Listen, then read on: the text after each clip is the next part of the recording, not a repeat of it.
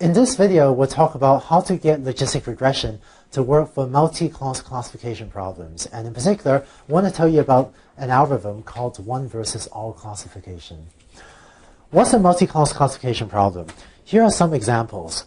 Let's say you want a learning algorithm to automatically put your email into different folders or to automatically tag your emails. So you might have different folders or different tags for work email, email from your friends, email from your family, and emails about your hobby. And so here we have a classification problem with 4 classes, which we might assign the numbers, the classes y equals 1, y equals 2, y equals 3, and y equals 4 to. And another example, for medical diagnosis, if a patient comes into your office with maybe a stuffy nose, the possible diagnoses could be that they're not ill, maybe that's y equals 1, or they have a cold, 2, or they have a flu.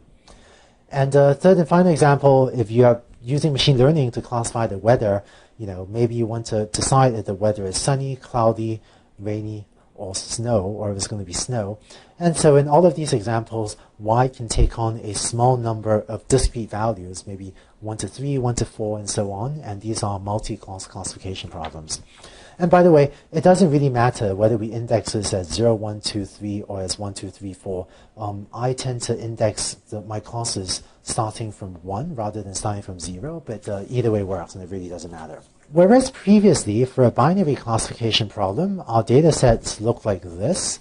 For a multi-class classification problem, our data sets may look like this, where here I'm using 3 different symbols to represent our 3 classes.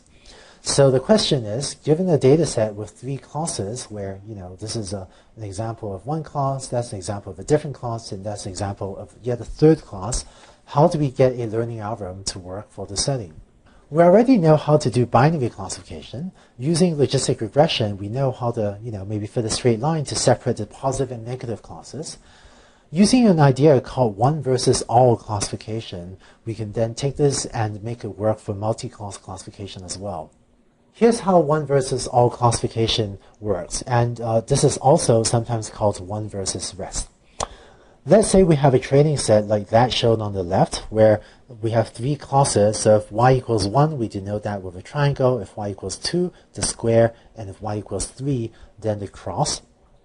What we're going to do is take our training set and turn this into 3 separate binary classification problems. So turn this into 3 separate 2-class classification problems. So let's start with class 1, which is a triangle.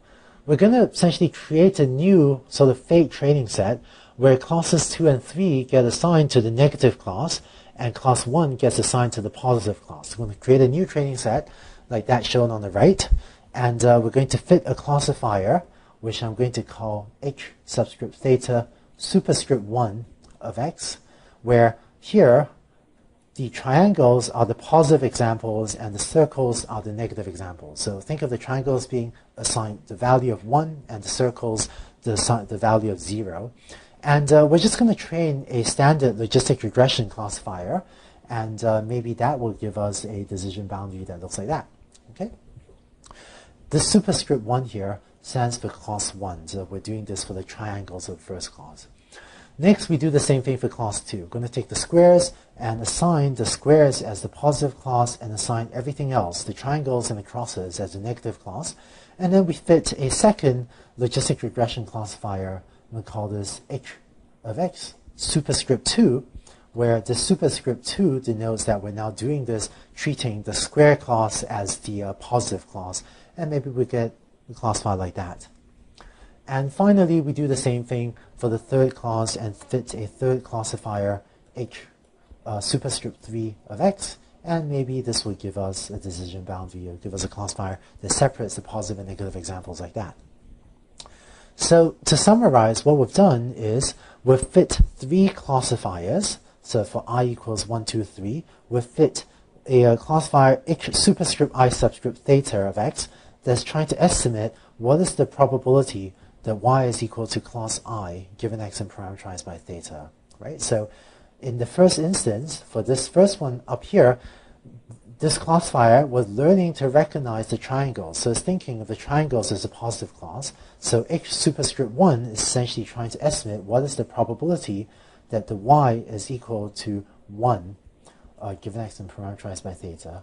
And similarly, this is treating the square class as a positive class, and so it's trying to estimate the probability that y is equal to 2 and so on. So we now have 3 classifiers, each of which was trained to recognize one of the 3 classes. Just to summarize, what we've done is we want to train a logistic regression classifier, h superscript I of x for each class I to predict the probability that y is equal to I.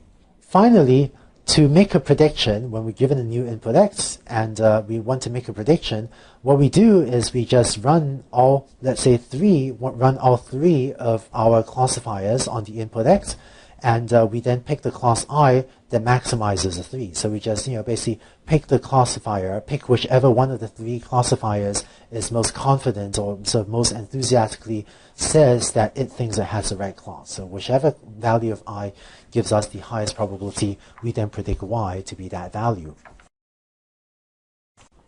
So that's it for multi-class classification and one versus all method. And with this little method, you can now take the logistic regression classifier and make it work on multi-class classification problems as well.